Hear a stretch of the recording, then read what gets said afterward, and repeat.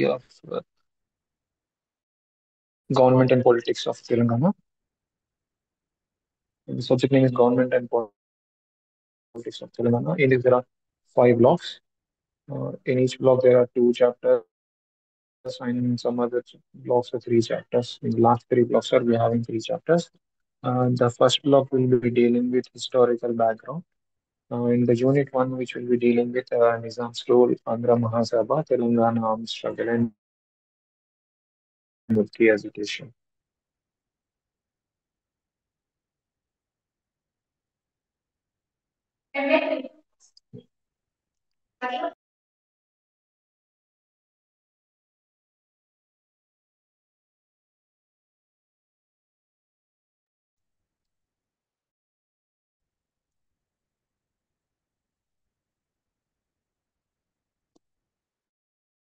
Mm. And coming to the objectives of this chapter, Nizam's rule, Andhra Mahasabha, Telangana armed struggle, and Mulki agitation. And the objectives will be dealing is that history of political order in Telangana, and the second objective is evolution of political sciences in Telangana. The roles of Andhra Mahasabha, and this will be we'll be knowing about the Mulki agitation in Telangana armed struggle as well. Coming to the introduction part, Telangana was an integral part of Nizam Hyderabad state, which was princely state till 1948.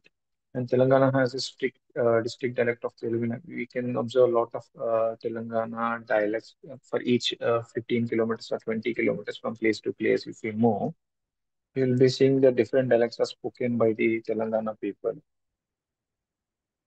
And in Telangana's culture is very rich in culture and the heritage as well. And coming to the geographical Telangana, it is having rich natural and mineral resources. And there are 2 principal rivers, namely Godavari and Krishna. Godavari, which we can see in the northern Telangana, and in the south, we can see this Krishna River as well. And there are tributaries as well, Pranahita, Penganga as well.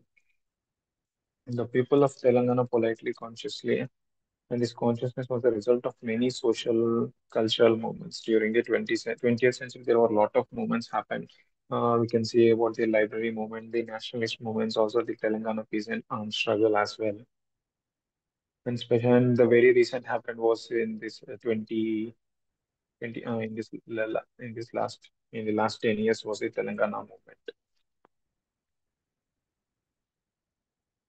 Coming to the formation of Telangana, Telangana was formed on 2nd June in 2014 after the bifurcation from the composite of Andhra Pradesh.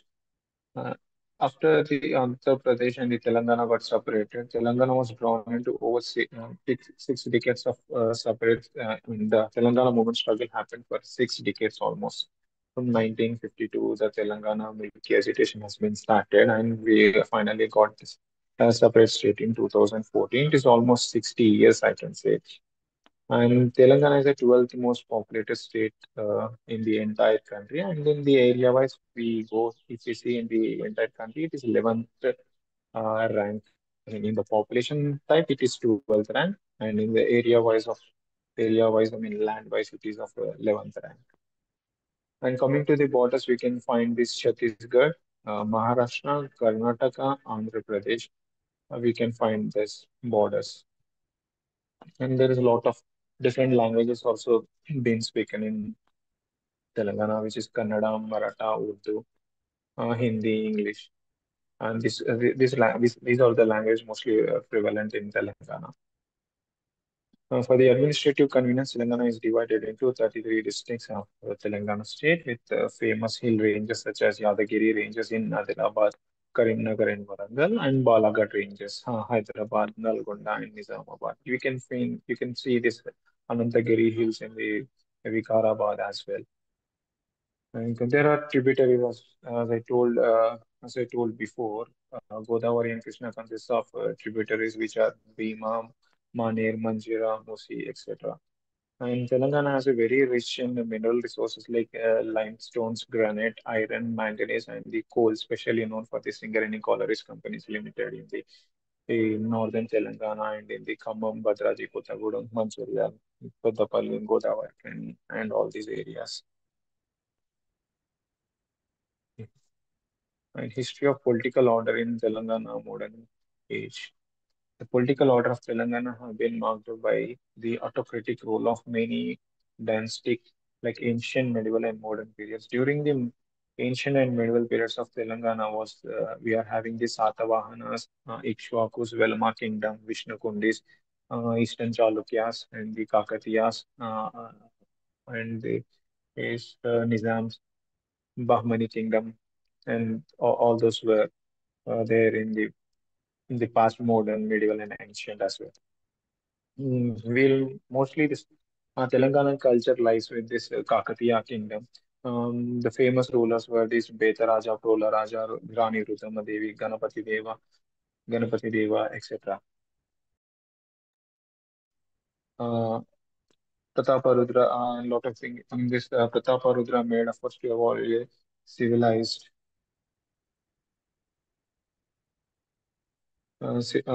civilized political order in Telangana with the decline of Kakatiya dynasty and a brief rule of Bahmani sultans. Qutub Shahi dynasty captured the political power 16th century among the kingdoms of the dynasty. Kuli Qutub Shah ul Mulk has declared the independence of Golconda and became the Sultan of the kingdom in 1512. After the other kingdoms, after the other kings of the dynasty like Jamshid Ali, Ibrahim Ali, Muhammad Quli, and Abdul Hassan Tanish established a political power and were secular in respecting the customs and traditions of people who were mostly Hindus. Meanwhile, the Mughal Empire was established in India and was consolidated after the First War at Panipat. Among the Mughal rulers, Akbar wanted to expand his sovereign power in South India. The Mughal rulers from the North India, I can say, mm, Aurangzeb, this kind of Aurangzeb, yeah.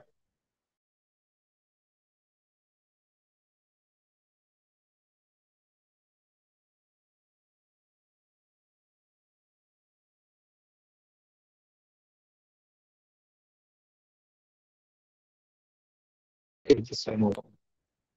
Meanwhile, the European colonialism started its expansion in India with British, French, Portuguese, and Dutch captured various places and established their empires. Anglo-Dutch rivalry, and all these paragraphs, I mean, are linking to the Indian national movement, which started in 1857 at the time of Sepoy mutiny. From there, after a few years, the Nizam got separated from the Mughal rose and Nizam came and established here, this Hyderabad state from so and so, so and so. The political things got developed, and there was an see, it is all about describing about the national movement of Indian national movement from 1857 of post Sepoy Mutiny. The changes happened in between the Indian geography and all those things. It were being this chapter is being described in evolution of political system in Telangana, Manarkattu to democracy. Throughout the ancient and medieval periods, Telangana was ruled by various monarchs belonging to the Cholas, Mauryans, Satavahanas, Kaktiyas, Delhi Sultanate, Qutub Shahi, Asaf Jahi, and Nizams. 16th and 17th centuries and region was ruled by Mughals. From 18th century onwards, the Telangana region of Hyderabad was ruled by the Nizams of Hyderabad. The Nizams were under subsidy alliance with the British rulers and enjoyed the suzerainty. And in 1919, the British government also directed the Nizam to undertake the constitutional reforms in Hyderabad state, and which he did it as well. At that time, the political parties like Hyderabad State Congress demanded responsible government in Nizam Hyderabad State. In 1944, the Nizam issued a firman wherein the state expressed its inability to establish a responsible government. From here, you can see this Indian government was involving in the Hyderabad state political affairs at that time with the help of Sardar Vallabhbhai Patel and Nehru, and all these things were happening at the post 1946 to 1947 and 1948 time. However, there was a popular representation in the form of legislature in Hyderabad state, ruled by Nizam legislature, and a Nizam legislature was formed in 1893 itself. With the total number of 21 members. Among the eight non-officials, two members were to be elected by advocates of High Court, where two were to be nominated from Jagirdas, and remaining four were also to be nominated from among the people with political acumen. Further, a committee under Justice Roy Bal Mukund was formed by the government to adopt Montagu Charles forms reforms in 1919. And all these things were the 1935 Government of India Act and all this Sri Madapati Hammat Rao, the second committee for the constitutional reforms in Hyderabad. All these were dealing with the Indian national movement at that time. And there was a unicameralism legislature and membership was increased, was established the and later its membership was increased to 146 has conducted elections to the state legislature in February 1947. Like many political parties boycotted these kind of elections. And during the 1946, the cabinet mission constituted by the British government met the representatives of the princely state. In these discussions, the Nizam of the princely state of Hyderabad expressed his intention that Hyderabad would remain independent of its own without joining in the Indian Union. Yeah, actually, this was respected by the Indian government. But later, what happened? I mean, the Nizam ruler, who was having the ties with Pakistan, he was trying to he was trying to supply and buying the ammunitions to Pakistan, maybe to counter the Indian government at that time. On 25th January, a treaty was signed between the representatives of Nizam and Government of India. The treaty clearly defines the status and position of Nizams and issues they related to privacy purposes. The treaty confirmed upon Nizam the states of Raj I mean, after the treaty, like post 1980 deliberation or whatever it called, when the Hyderabad state was merged in Indian state, the Nizam was treated as a Raj Pramukh. It's nothing but like he's a governor. He became a governor of the state. Meanwhile, the first general elections were held in 1952 and Congress Party won majority seats in Burgula. Ramakrishna Rao became the chief minister. Before this elections, there was an civil servant, Mr. M.K. Vellodi, who was an Indian national, who was into Indian civil services. He became the chief minister in 1948 to this 19 till 1950 or 52, we can say. In 1952, the general elections happened. The elections happened. On that basis, the Congress has secured the major number. On that basis, the Burgula Ramakrishna became the first chief minister of Hyderabad state. With the Telugu-speaking areas have become the integral part of India. Thus, the administration attends it under the democratic system of governance with the popular elections and for the responsible government.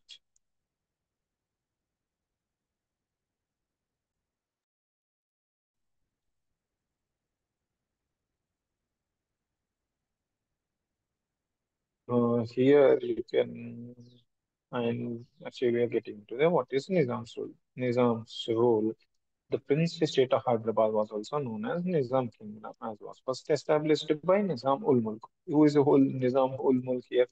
Who has been separated from the Mughals rules in the Delhi. And he was separated with the differences, and he came and established to the southern part of India. I mean, this is called Dakhan, and he established the state named Hyderabad. There were nine rulers who ruled Hyderabad over 224 years. The last rulers of Hyderabad state was Mir Mehboob Ali Khan, who was the sixth Nizam, and Osman Ali Khan, who was the seventh Nizam. And Osman Ali Khan did lot of changes in the Hyderabad actually, which we will be studying in the upcoming chapters. During these 2 centuries and above years of Nizam rule, Hyderabad state experienced many positive developments like reforms and negative predicaments like oppression and disorder. During 19th century, the Nizam has identified many reforms under the leadership of Salar San. These reforms were aimed at establishing a modern administrative system in Nizam, Hyderabad state. These reforms consisted of administrative reforms, economic reforms, revenue reforms, legal reforms, educational reforms, police reforms, currency reforms, transport reforms, and other reforms. In the administrative reforms, Nizam departmentalized the governments and established offices like Subadas, Talukdas, Tahsildars. Different departments were handled by Sardar ul Mihan, which is called a minister in English, under the control of Prime Minister, who in turn was responsible to Nizam. And there was a thing called Zilla Bandi policy also in revenue department, which also enriched the state for the rationalization of revenues. In these legal reforms, the Nizam appointed munsifs and miradils, I mean, who are judges with higher court, namely Padushashi in Hyderabad with four judges. The Chief Justice was called as Nazia, N-double-S-Z-I-A. These reforms also brought changes in the systems of punishments. In the educational reforms, in the educational reforms, the Nizam paid attention to start schools and other educational institutions, renowned schools like City High School in 1970, and there was one Chadargat High School in 1872, and there was a Madrasa Aliyah School in 1873, and there was a first engineering colleges in 1870, and there was a Nizam College established in 1887, and Osmania University in 1920. The Nizam has realized that the state will develop with only the educated people, scholars, and intellectuals. So in that way, he established all the schools, colleges, universities, and to develop the state. In 1865, the Nizam government bifurcated revenue and police department started. Actually, these were called as the Salarzang reforms by Turab Ali Khan at this time. The service of these officers were used for effective policing and bring law and order under control. For the improvement of the financial conditions, Nizam also set up mills at Hyderabad and the Central Treasury Office and local treasury offices under the supervision of Munshi Khana. Stamp paper offices were started. As part of the transports reforms, the Nizam government signed an agreement called the Chanda Railway Agreement to build railway line between Madras and Bombay via Hyderabad, Wadi, and Gulbarga. This government had also established the Public Works Department to provide transport facilities. The Nizam government also initiated social reforms such as the abolition of sati in the state. These were all the positive attributes aimed at prosperity and progress. The Nizam government also restored to oppression and cruelty against the functionaries of various social and political movements. Very often, the Nizam government used it to issue executive orders that limit the freedoms of people. For example, there was a Firman 56 of 1311 Fashi 1920 imposed restrictions on starting new places of worship in state without the permission of the government. It means that there was a restriction that uh, state have imposed that without the permission of the state, there should not be any new worshipping places should be started. Again during the year 1921, the government issued a Form 152 which forbade the holding of political meetings in the state. It insisted that the agenda of any meeting that is to be held in any part of the state should be pre-approved by the chief secretary in advance. This order was brought when the government was perturbed by the developments of Khilafat movement and non-cooperation movement in Hyderabad state. When there was going on Khilafat and non-cooperation movement in the national movement, and these kind of restrictions were kept in the Hyderabad state, which was ruled by the Nizam group, Nizam government, by the Nizam. Gati Nishan Tarpan.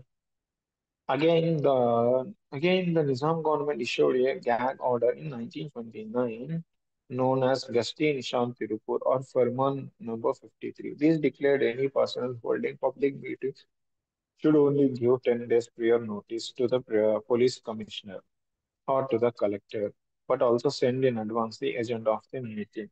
The government could examine the agenda and decide whether the meeting is political nature or not to provide permission for conducting the meeting. In addition to the restrictions and political parties,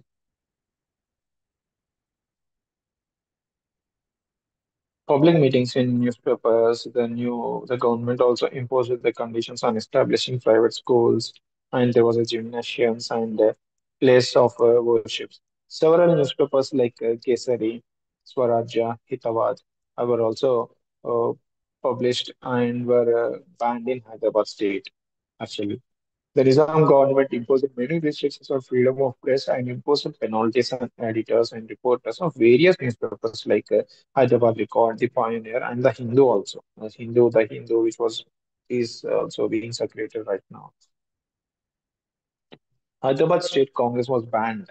There was an Hyderabad State Congress which was banned in 1938 under public safety regulations because this organization was promoting uh, fighting for against the oppression of Nizam as well at that time. And uh, it's like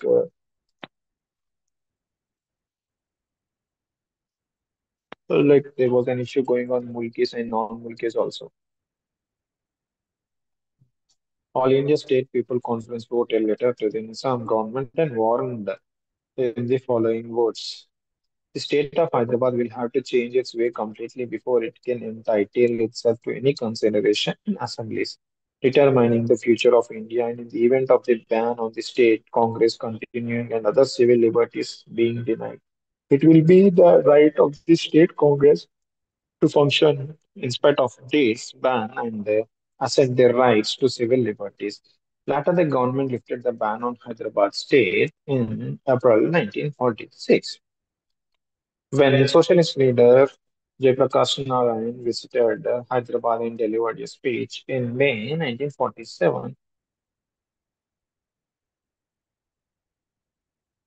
and there is another thing called Andhra Mahasabha. What is Andhra Mahasabha? Basically, the Telugu speaking people of Hyderabad state tried to serve proper recognition and position of their language and culture and set up Andhra Jana Sangam under the collective leadership of Madapati Hanumantarao, Burgula Ramakrishna Rao, Adiraju Veerabhadra Rao, and M. Narasimha Rao. Later, the name was changed as the Nizam State Andhra Jana Sangam.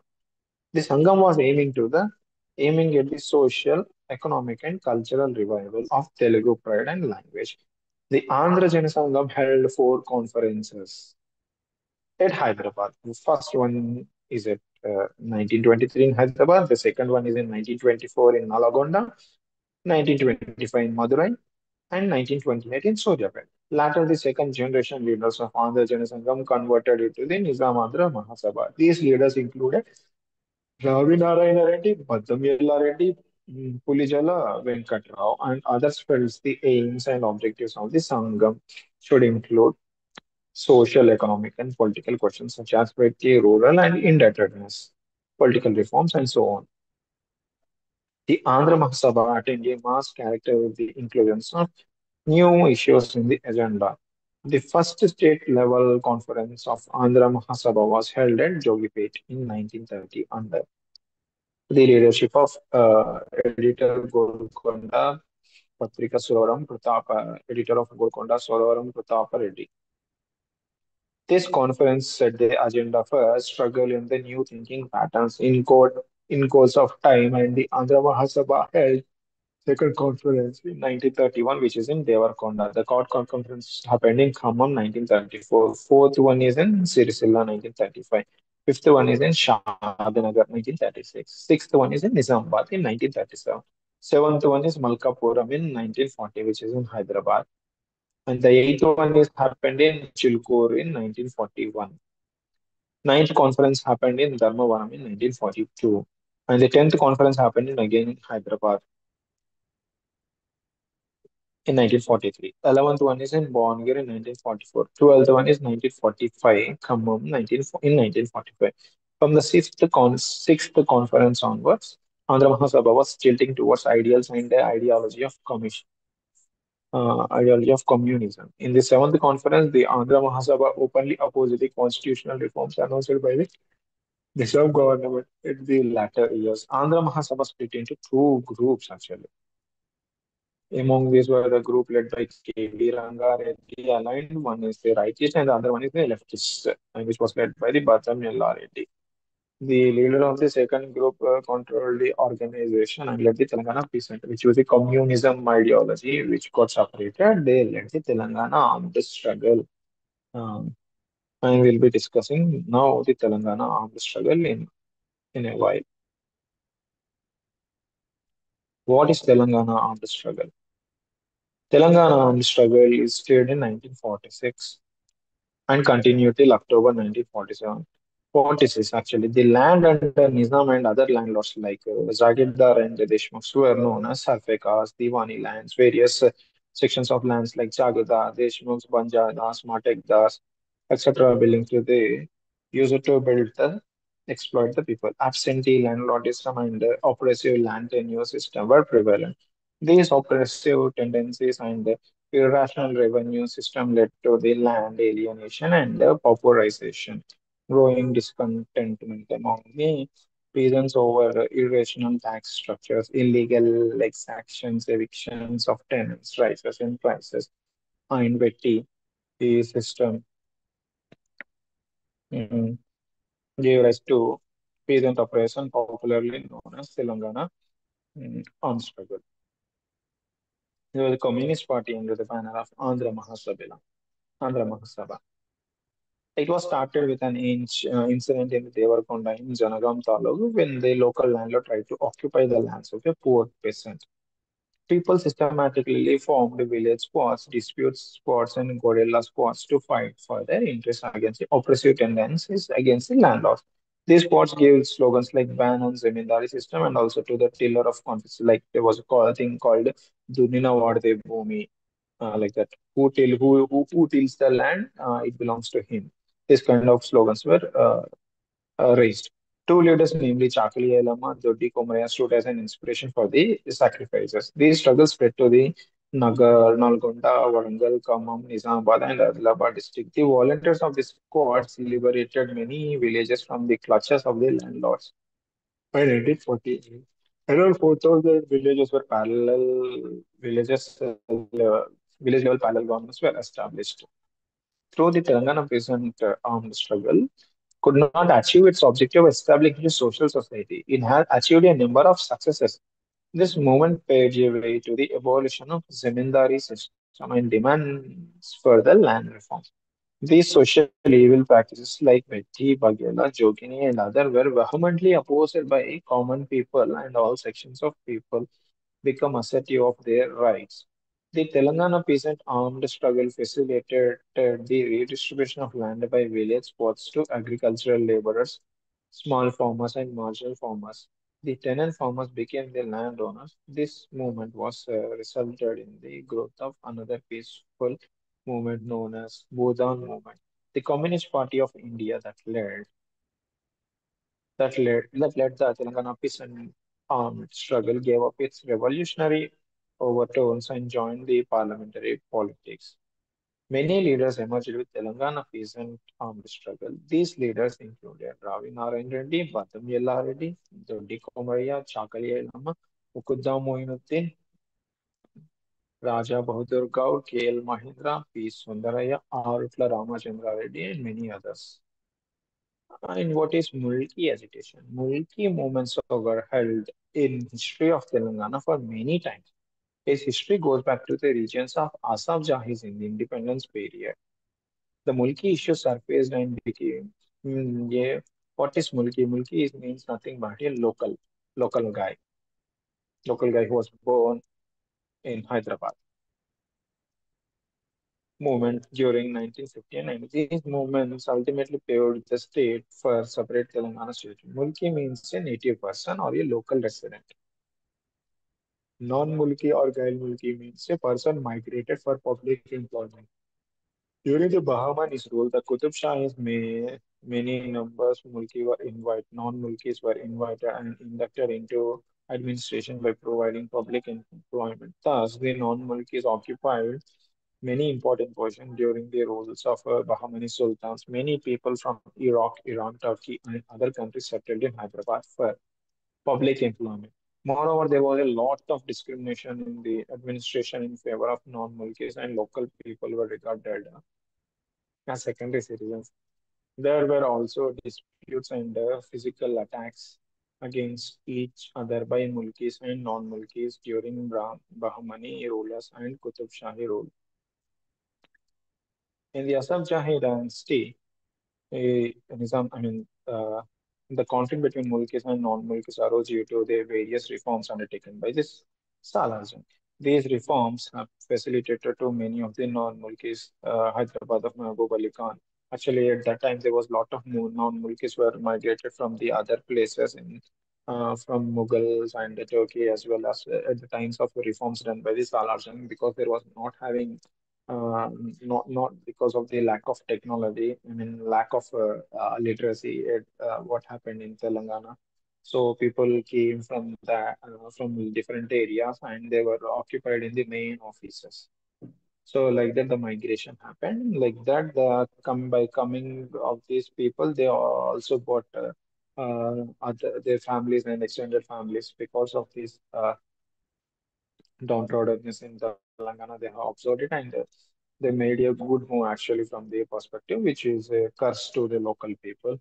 So like that, the migration happened, and the biggest place and the top-notch places were occupied by the non-Mulkis, and the lower subordinate posts were also given to the non-Mulkis, which were favorable to the these people only. Non-Gair-Mulki agitation. In violation of Mulki rules, many Andhra people, many non-milk from Andhra areas were occupied various positions in public employment, and after that, integration of Hyderabad into Indian Union. This popular slogan maintained the non-Mulkis go back, Gair Mulkis go back, and Idli Sambar go back. Like that is kind of uh, uh, statements were being raised. On these cases, there was a students protest happened at that time, and there was a police shootings happened at that time, and some people, somewhere around four number of people were dead at that time. The government appointed a commission called Justice Pingali Jagan Mohan Reddy Committee to investigate the firing incident. Later, there was a gentleman agreement happened between the leaders of Andhra and Telangana in 1953. Like that, the gentleman agreement had taken place with 14 rules that will be discussing in the next upcoming chapters. And again, there was a Jai Telangana movement happened. It started with this kind of integration of Hyderabad, which was Telangana people were against the integration of Hyderabad state into the state of Andhra, which happened in 1956. From that time, 1959 to 1916, in 1969, there was a full-fledged Jai Telangana movement happened with the government order GO 36, GO 16, and a lot of this uh,